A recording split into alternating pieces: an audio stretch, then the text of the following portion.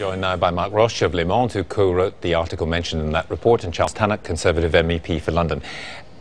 Whatever people say publicly, how is the prospect of a Cameron government really viewed in France? Cher Monsieur, it is exactly the nasty party as far as Europe is concerned. It sides in the European Parliament with the extreme right wing from Eastern Europe. Mr. Murdoch is not only supporting the Conservative, but he's also advising the Conservative. And there is an overall feeling that the Conservatives don't like Europe. They are afraid. They are more sort of nasty little Englander, something really we don't like. Nasty little Englander. I mean, the serious point there, of course, is Sarkozy raised it yet again today, this EPP thing, that you're pulling out the European People's Party. This really rankles. It's complete nonsense. I mean, Mark Roche would say that. He writes for Le Monde, which is the Guardian equivalent in France, and the Guardian had a huge attempt to besmirch the Conservative Party's associations with the so-called far right. But Sarko said it. It's complete nonsense. The ODS party is a party of government in the Czech Republic. The president of Poland is from the same party as the Polish party. Tim Bale, who wrote The Modern History of the Conservative Party from Cameron to Thatcher, has given us a clean bill of health and analysed these mainstream centre-right parties. The ECR is not a far-right grouping. In fact, we cooperate extremely closely with the EPP.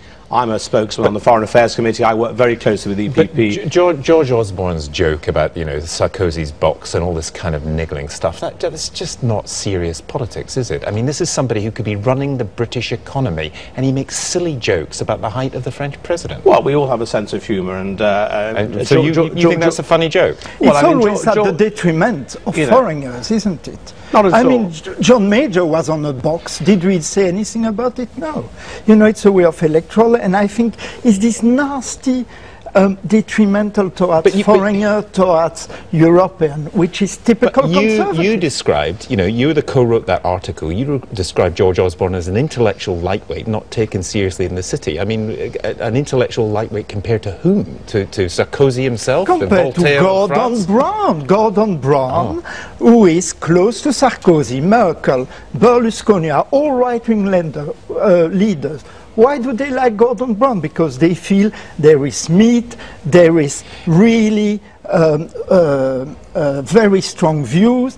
With Osborne, which is why the economy is on its knees now, and Gordon Brown, when he was Chancellor, sold off our gold at the lowest price forever, and you know, taxes have risen. But I mean, look, you know, we can argue the British politics stuff till the cows come home, but the serious point is this: these are two big nations in Western Europe, which at the top levels may not get on and after the May election. And the Conservative Party, William Hague made a keynote speech talking about being active at the heart of Europe in terms of. But they all say that. And, every British prime, you know, you fill out the cradle list of British prime ministers at the heart of Europe. Mr. Sarkozy himself described himself as a Eurosceptic in his youth, and now he's one of the leading politicians of Europe. I do believe strongly that David Cameron, who's a highly charismatic future Prime Minister, is a Euro-realist. Like all mainstream Conservatives, we are committed to engage with our European partners in a positive and constructive way. We want our money back from Thatcher. We had the exemption clause from Major. We had the three nobodies who succeed and were all anti-European, and now we have again an anti-European. The British Conservative Party is not anti-European. Not anti-European. No, it's like all mainstream Conservatives. They're Euro-realistic. We want to remain pragmatically engaged, but we do want to bring back powers